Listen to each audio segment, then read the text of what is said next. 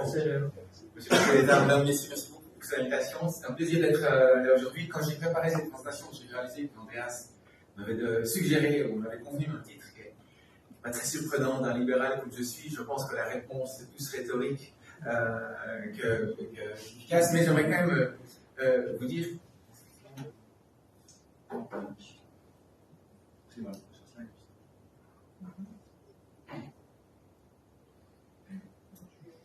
Je vous dis exactement ça. Je ne suis pas ici pour jouer le Gaulois irréductible qui développe un réflexe d'urtiquer à chaque fois qu'on parle de la centrale romaine.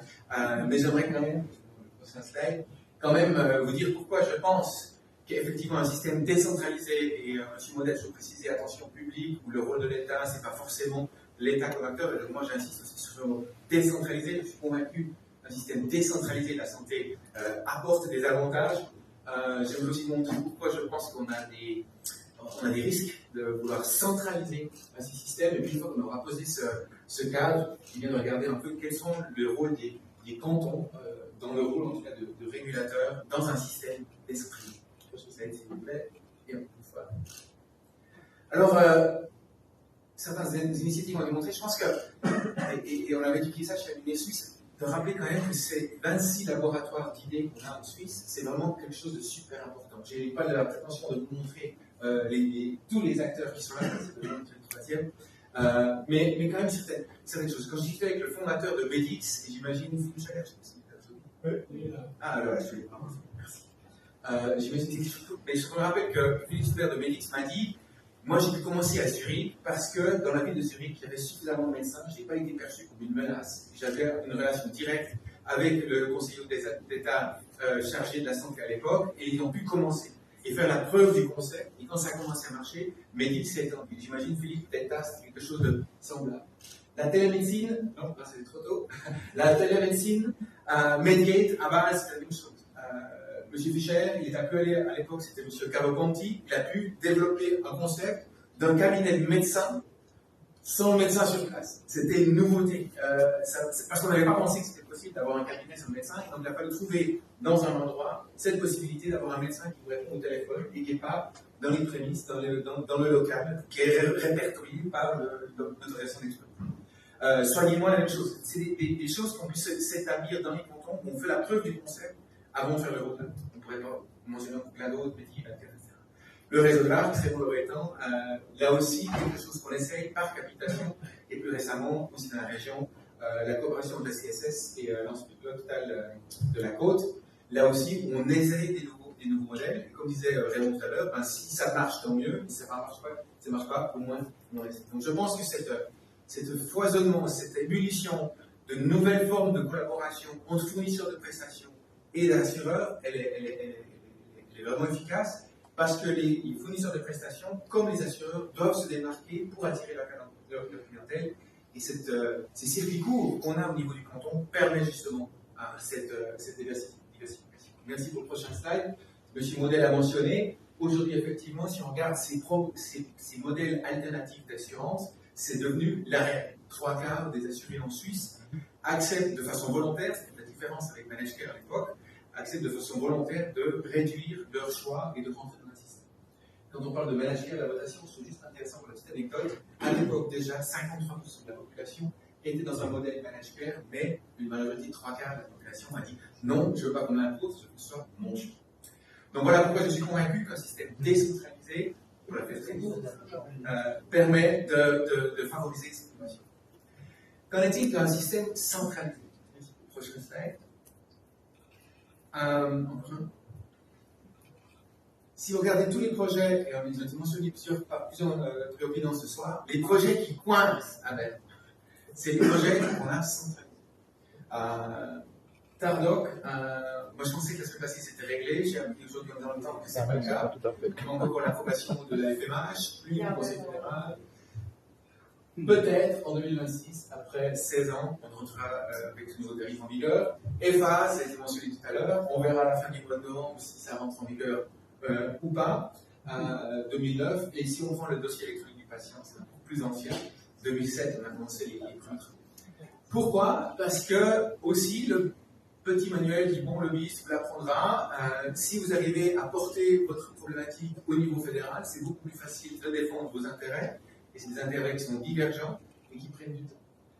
Juste encore une chose, je suis sûr que si on n'était pas dans cette salle ici, mais qu'on est à la gare Cornavin, je vous dis qu'est-ce que c'est Tardoc, qu'est-ce que c'est Déphase et qu'est-ce que c'est l'hyper, personne ne sait ce que c'est. C'est des sujets hyper techniques qui sont en principe pas émotionnels. Maintenant, si vous voulez partir dans une aventure où on dit on aimerait introduire une nouvelle loi nationale sur la santé, si on aimerait avoir une caisse unique, volontiers unique, si on veut dire qu'on aimerait avoir une planification hospitalière nationale, je voudrais expliquer pourquoi c'est un collaborateur ou une collaboratrice de l'Office fédéral de la santé publique qui décidera si oui ou non dans la vallée du Joux il y aura un hôpital, si oui ou non il y aura des hôpitaux universitaires sur lac Lémanique. Je pense que si ces sujets-là sont beaucoup plus émotionnels et que les temps voilà, sont beaucoup plus longs.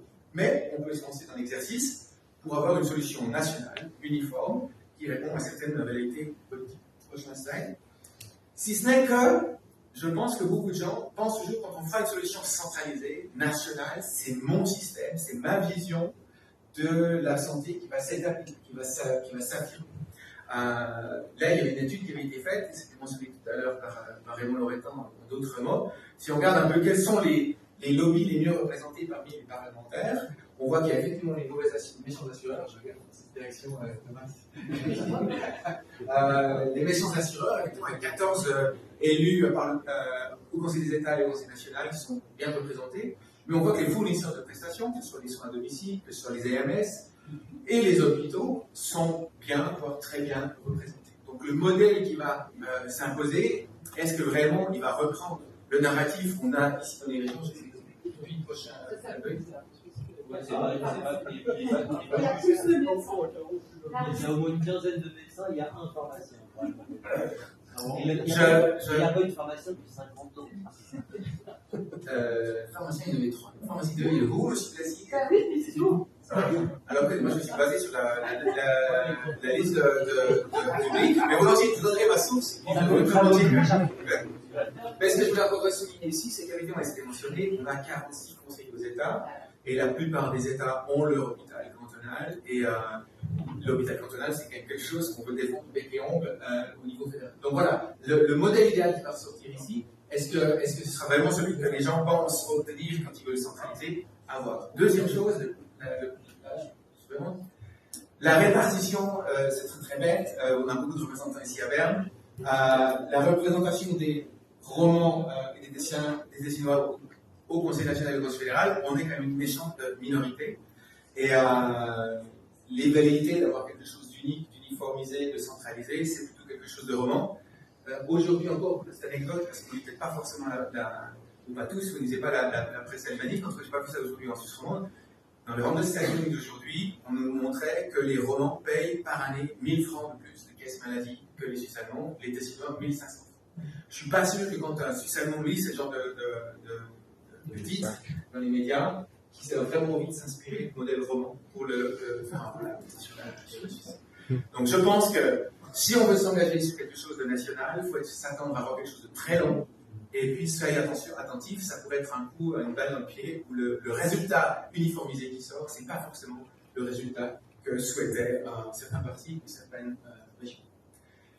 Ok, si on croit au fédéralisme, à une organisation décentralisée du système de la santé, quel est le rôle des cantons? C'est le sujet de la présentation d'aujourd'hui. Merci de montrer le prochain slide. Tu as même pour faire ça, magie. Ça marche maintenant? Oui. Ça va mieux. Et là, je vais prendre certains mots que je me suis modèle, je pense que là, on est en phase. Déjà, de rappeler aussi que les déterminants de la santé, ce n'est pas juste le système de la santé, ce n'est pas juste les assurés, ce n'est pas juste les médecins. Les déterminants qui déterminent la santé hors système de santé, c'est environ 2 tiers. Et une grande partie, c'est de la génétique. Alors, on est né, les signes. Vos parents ont déjà fait un cancer ou un problème cardiaque, le risque de l'allier ici. Mais, clairement, au niveau de la formation, les gens qui sont mieux formés sont moins malades. On voulait éviter le nombre de malades, ce modèle disait. Donc, visons dans la formation. L'emploi, si vous n'avez pas de job, c'est du stress, c'est de la précarité, et ça a un impact sur votre santé. L'environnement, la qualité de l'air, la qualité du bruit, la qualité de l'eau, la qualité de la nourriture.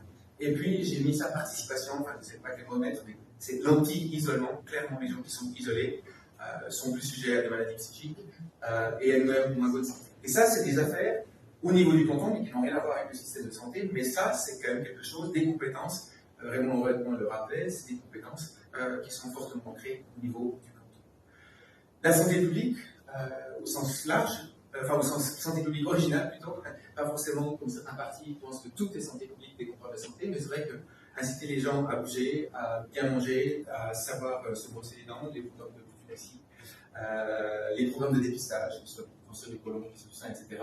Ça, c'est quelque chose où les cantons peuvent le faire, où il y a différentes approches qui sont, parce qu'aussi les besoins dans les cantons ne sont pas les mêmes dans un canton urbain comme, voilà, reprenons les exemples tout à l'heure, dans le canton de Genève ou dans le canton de Jura, les couches socio-démographiques. Mandater, j'insiste sur ce mot, mandater les hôpitaux, les IMS, les professionnels de la santé à fournir des prestations. Pour ça, j'étais très content de ce que vous disiez tout à l'heure, c'est pas forcément le canton qui doit assumer ce rôle. Et en respectant les privés et les publics au sein du canton, et j'étais très content d'entendre que vous avez cette idée pour l'année prochaine de regarder au-delà du canton et au-delà même des frontières nationales.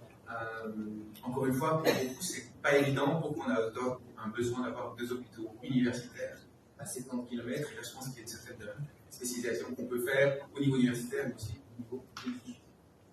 La sécurité, c'est clair, c'est le gendarme. C'est le rôle de gendarme de vérifier que les autorisations d'exploiter sont bel et bien correctes et que les normes de sécurité sont remplies. Et puis peut-être aussi encourager la transparence, c'est quelque chose de nouveau, encourager la transparence sur la qualité. Parce qu'on parle toujours de meilleur rapport coût-bénéfice, c'était Andreas Faller qui le mentionnait au début.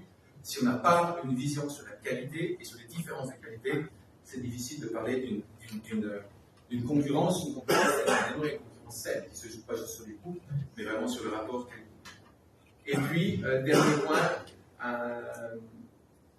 et peut-être politiquement aussi moins sympathique, mais aussi quand même une bonne partie des coûts, en tout cas dans le canton de Genève, sont aussi liés aux CCT qu'on a dans le secteur de la santé. Alors, je n'ai pas le financement sur tous les chiffres, j'ai pris ce que je trouvais assez facilement, à savoir la statistique des soins à domicile. Et je ne me suis pas fait l'affront de comparer le canton de Genève avec Appenzell ou Nidwald, mais j'ai comparé le canton de Genève avec 3 cantons, avec une structure comparable, avec Bâle-Ville et Zurich. Et si vous regardez, qui sont en gris, les coûts du personnel dans les soins à domicile, donc tout confondu, que ce soit le canton de Genève, ce soit l'IMAD, les privés, les indépendants, le coût du personnel par heure facturé, bien, le canton de Genève est à 54% de la moyenne suisse, c'est normal, à Genève c'est plus cher, et dans le canton de Bâle-Ville, en dessous de la moyenne suisse, et dans le canton de Zurich, on est plus ou moins sur la moyenne suisse. Et si on va chercher pourquoi d'où ça vient là, on voit qu'entre autres, les coûts du personnel soignant, donc les frais de personnel par EPT, sont 21% plus haut que la moyenne suisse. Et puis en plus, on a une productivité plus faible. Alors, je ne sais pas les raisons, mais on facture moins d'heures par EPT dans les soins à domicile. Donc là aussi, c'est un levier. Alors, il faudra 8-12 législatures pour aborder ça, mais rappelons-nous quand même aussi que voilà, tout n'est pas donné.